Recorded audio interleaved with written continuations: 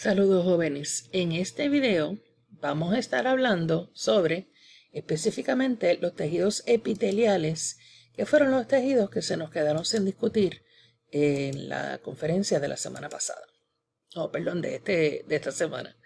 Así que un tejido epitelial es una hoja de células con poco matrix extracelular entre ellas.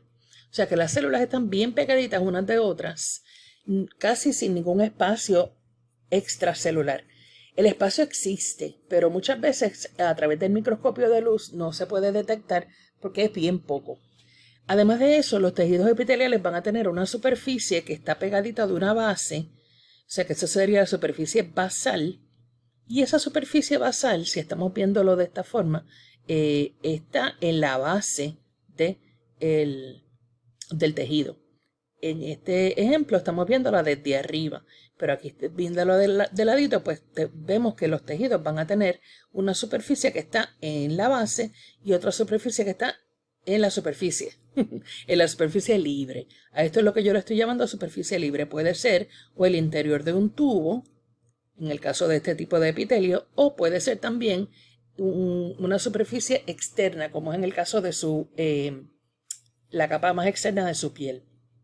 Así que todos los epitelios van a tener, ya sean de una o más capas, y de eso vamos a hablar ya mismito, van a tener una superficie apical, que es la que está del lado de la superficie libre, y la superficie basal, que es la que está del otro lado, al lado opuesto.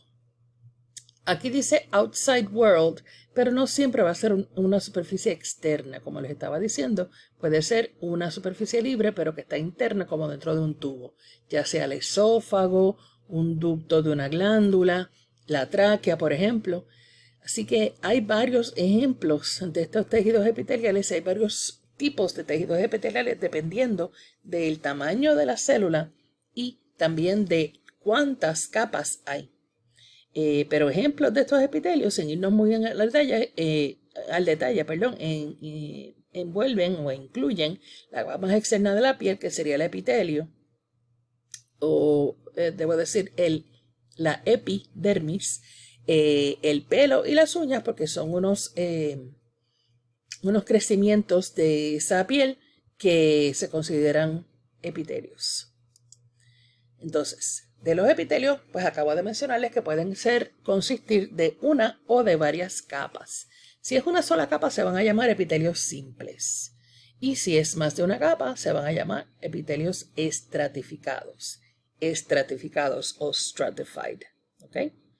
Y vamos a ver, aquí lo dice. Stratified es la palabra. Así que pueden consistir de una sola capa o de varias capas.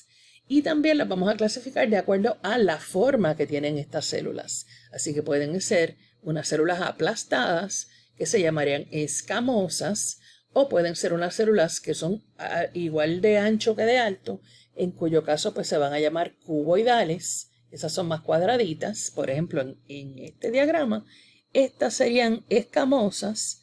Vamos a poner esto un poquito más grande para que lo pueda apreciar. Y estas porque parecen unas losetitas. Y estas serían las cuboidales porque son un poquito más altas, son casi siempre, no son perfectamente cuboidales, no son perfectamente cuadradas, porque en el cuerpo humano es muy raro que hayan este tipo de cosas tan perfectamente geométricas, pero sí van a ser igual de ancho que de alto, por lo menos bastante parecido. Y estas son las cuboidales. Entonces las columnares son una columna, ¿verdad? Más alta de lo que son anchas. Así que los epitelios, como les mencioné, pueden ser simples o pueden ser estratificados. Y en este ejemplo que están aquí, estos tres son tejidos simples.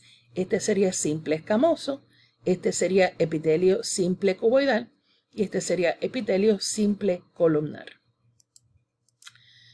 Entonces, volviendo aquí al tamaño. Aquí está la definición de cada uno de esas formas que tienen. Así que recuerden que entonces puede tener escamoso estratificado, cuboidal estratificado o columnar estratificado. En los tejidos escamosos simples, La característica es que van a facilitar el intercambio de materiales, porque como es una capa bien finita de células, los materiales, incluyendo los gases y los nutrientes, van a tener una pared finita por donde pasar, si lo queremos ver de esa forma, así bien simplificado.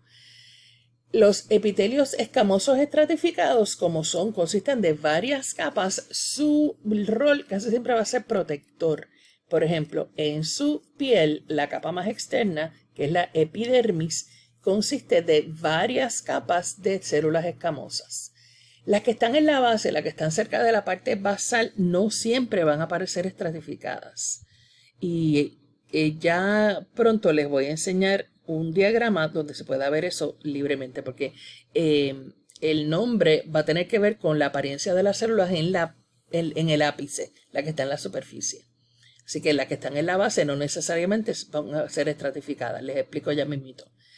Pero su función tiende a ser de ese tipo, como son varias capas, entonces usted puede, según va por la vida dándose un bañito y pasándose un lufa, o cayéndose al piso de la patineta y raspándose la piel, la capa más externa, pues lo que se la protege, mientras que la capa que está más en la base se encarga de estar lista para hacer más células para reemplazar aquellas que se perdieron en el acto de protegerlo a usted. En el caso de las cuboidales y columnares, estas, disculpen, son más bien, tienen la función de movimiento, de absorción y de secreción. Y cuando decimos movimiento, no están moviéndose las células como tal, porque ellas están bien pegaditas una de la otra. Recuerden que una de las características de los epitelios que mencioné al principio era que estaban bien pegaditas unas de otras. Entonces, entre las cosas que vamos a mencionar entre los epitelios es que van a estar bien agarradas unas de otras. Así que si tienen cilios, estos cilios, que son un organelo que se puede mover en la superficie de la célula, estos cilios lo que hacen es que van a mover contenido que está en la célula, la superficie de ese tejido. No necesariamente van a estar moviendo la célula como tal, y de hecho no la mueven como tal. La única célula en el cuerpo humano que se puede mover sola es el espermatozoide. El resto de las células, que pueden ser que tengan cilios, lo que van a hacer es que causan el movimiento de sustancias que están en la superficie. Les enseño eso con un ejemplo en breve, un minuto. En este video, por ejemplo, lo que usted está viendo, deje ponerlo de principio otra vez, es un ovocito, ¿verdad? Un óvulo, pasando por adentro del tubo uterino, y entonces está flotando en el líquido que se libera igual que el ovocito. Aquí tenemos cilios del epitelio que está dentro del tubo uterino. Entonces estos cilios lo que están haciendo es que se están moviendo y están creando un flujo en el líquido que está sobre las células, y entonces van haciendo que esa célula se vaya moviendo.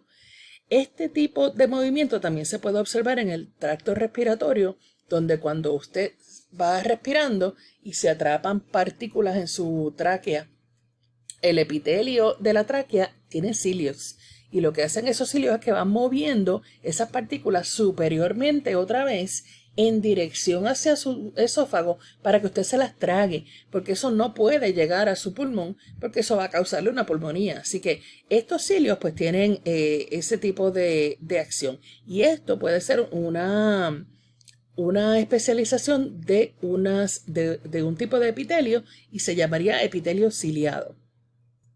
Entonces por eso es que aquí les dicen que va a funcionar el movimiento.